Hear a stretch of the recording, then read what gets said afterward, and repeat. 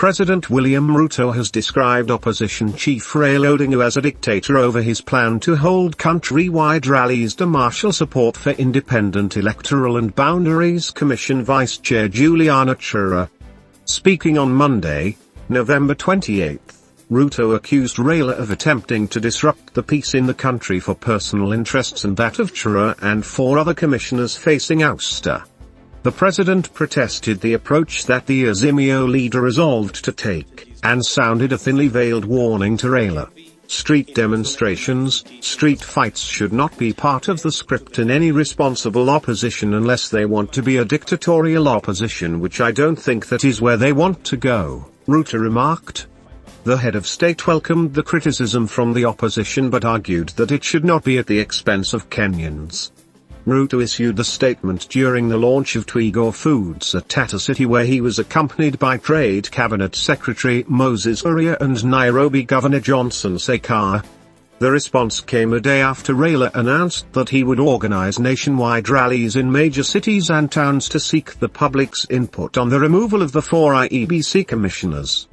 He announced that the maiden rally would be held at the Kamakunji grounds in Nairobi on Wednesday, November 30. Cherera, Justice Nyangaya, Irene Massett, and Francis Wandery's jobs are hanging in the balance after 4 petitions were tabled before Parliament to remove them from office over gross misconduct.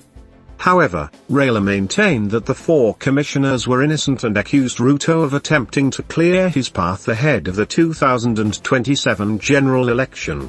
The National Assembly's Justice and Legal Affairs Committee is conducting hearings of the 4 embattled commissioners, with Azimio of the team having boycotted the exercise. Export manufacturing. Our plan also outlines strategies to optimize the country's heavy investment in ICT infrastructure, which has led to the laying of 6 submarine fiber optic cables and 9,000 kilometers of terrestrial fiber optic cable connectivity, connecting virtually all county headquarters. Mobile broadband coverage now stands at 96%. We have pledged to invest another Kenya shillings 40 billion in the digital superhighway to facilitate universal broadband connectivity across Kenya by constructing an additional 100,000 kilometers of mainly last-mile fiber optic networks across the country. The superhighway, and I had a robust conversation this morning about it, will catalyze the transformation of agriculture, MSME sectors, as well as health and fintech. In Twiga Group, we witness a pioneer in harnessing the convergence of transformative sectors through imaginative deployment of technology. Through it, Twiga receives produce from small-scale growers and converts it to a marketable and less perishable form.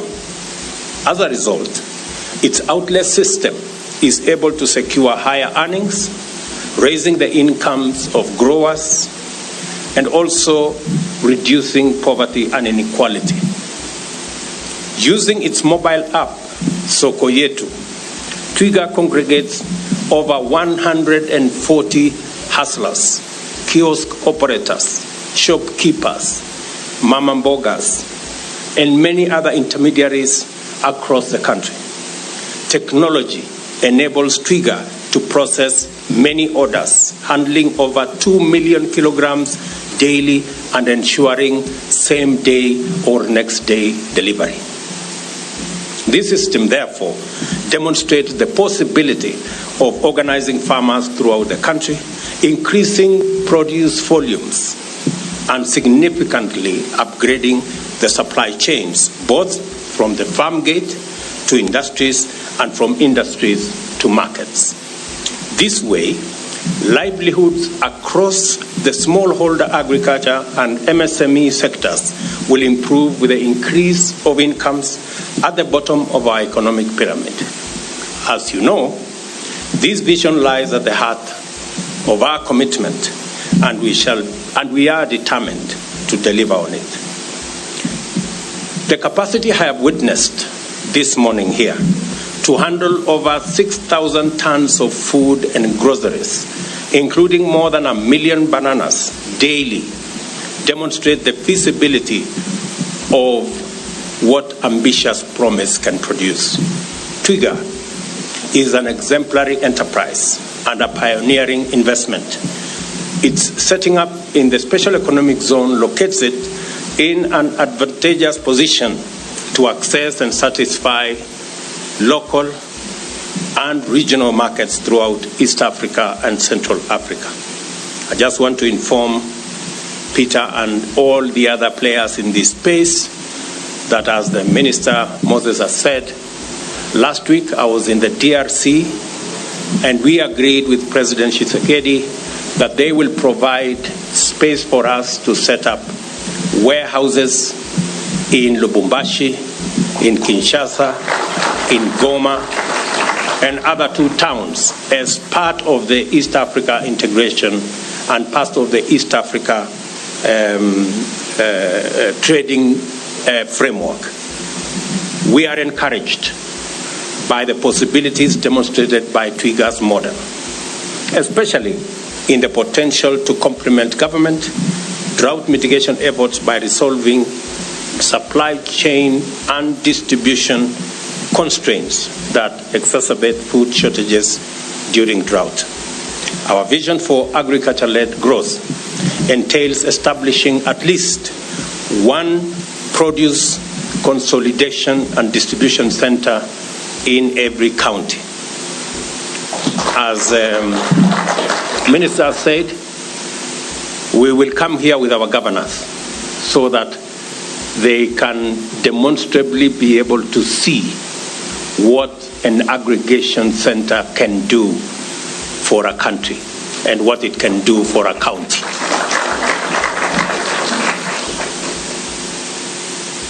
In turning each county to a produce aggregator, we desire to create opportunities for small, independent retailers to participate in local and international trade by facilitating better market access.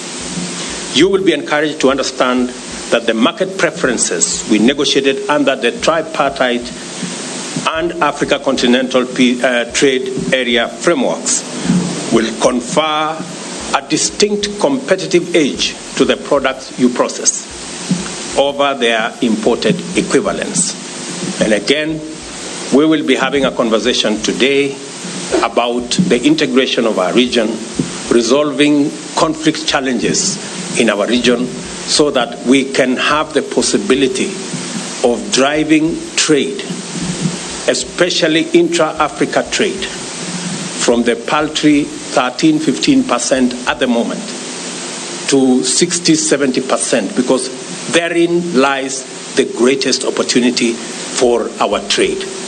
I was very pleased when Peter, when he was showing us around, he said that initially they thought they were going to work on the export market, but they discovered that the local market has a greater opportunity, and they have been working on the local market. And slowly, once we cover the local market, then, Peter, you can have the opportunity to go for your dream, which is the export market, and we are going to work with you all the way. I also encourage you to venture and establish presence, as I have said, in EAC and eventually in our continent, because already we have set the parameters and we have created the trade infrastructure through the EAC framework, through the Africa Continental Free Trade Area, through the tripartite agreement, both in EAC, in COMESA, and in SADC. The infrastructure to facilitate trade in our region is in place. It is now for investors like Peter and all the others to take advantage of the policy framework and the trade frameworks that exist to leverage on ensuring that you grow your enterprises and you support our farmers to be able to access better incomes as we ensure that our country, our continent is prosperous. I assure you of the government of Kenya's support. I have asked Mr. Kuria, our cabinet secretary, to grow Kenya's market share for manufactured goods in the region and in the continent, even as we focus in the global market. Our robust support for the significant improvement of food security ultimately complements the efforts of enterprises like Twiga, and the spectrum of interventions include provision of adequate network of storage facilities, the enhancement of commodity supply systems through warehouse receipting system, and the establishment of the Kenya Commodity Exchange in due time. Improving financial inclusion at the bottom by introducing easily accessible and affordable credit through the Hustler Fund and other funds, as well as the intentional de-risking of agriculture to attract younger farmers, are some of the interventions we are going to propose in the medium term. Let me confirm to Peter and Twiga that the 300 million shillings you lend to your 140 suppliers and customers across Kenya, we are going to make that amount of money available to you so that they can borrow at lower interest rates and hopefully increase their earnings. That 300 million shillings CSGL, we make sure that the customers of Twiga have access to the Hustler Fund, and instead of them borrowing at 1% per day, they should be able to borrow at 8% per year.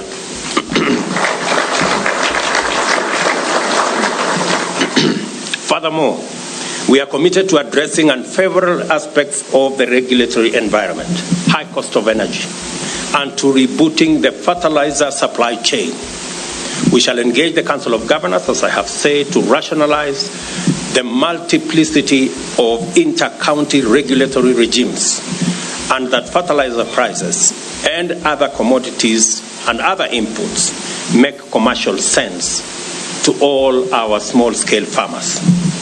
Additionally, I have directed the Ministry for Trade and Investment to facilitate your effective and meaningful participation under the Special Economic Zones Act so that we can eliminate the challenges that continue to exist in making it easy for enterprises to do business in our Special Economic Zone. Otherwise, they will have no meaning. So, Minister, make sure players in the industry, people like the Tatu City community, bring their ideas, bring their suggestions. We can carry them on board so that we can have a regulatory framework that favors growth of enterprise, both for local consumption of goods that are processed and for our international market as well. This will promote, as I have said, robust participation and effective representation in policy making to create a better and a much more conducive business environment.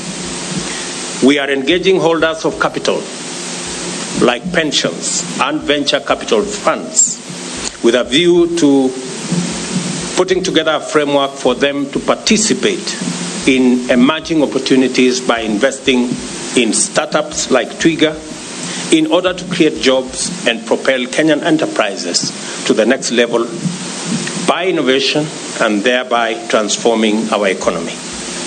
Finally, ladies and gentlemen, I reiterate my appreciation of Twiga's pioneering venture, which showcases the convergence of transformative interventions in a single enterprise, and salute its demonstrated ability to score highly in unlocking potential, to accelerate growth, create jobs, eradicate poverty, and strengthen our international trading position.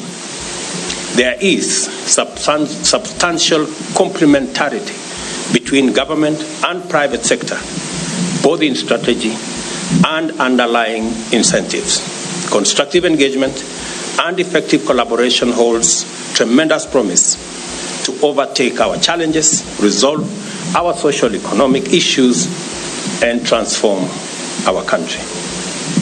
I therefore look forward to engaging Twiga Group and other firms as they advance in pursuit of ambitious visions and pioneering undertakings in various sectors. I also wish you great success, Peter, family, Twiga, Tatu City, in your ventures.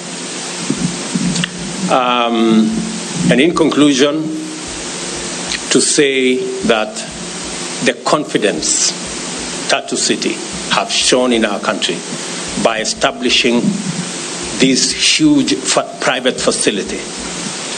We commend you and your team, and we commend Peter and Twiga family for believing in our country and for putting their energy, their ideas and resources and all the farms, venture capital, USAID, and all the development partners that have come through to make this enterprise a reality. My congratulations, my appreciation on behalf of Twiga and on behalf of the people of Kenya for believing in us and for supporting enterprises that have Kenyan ownership.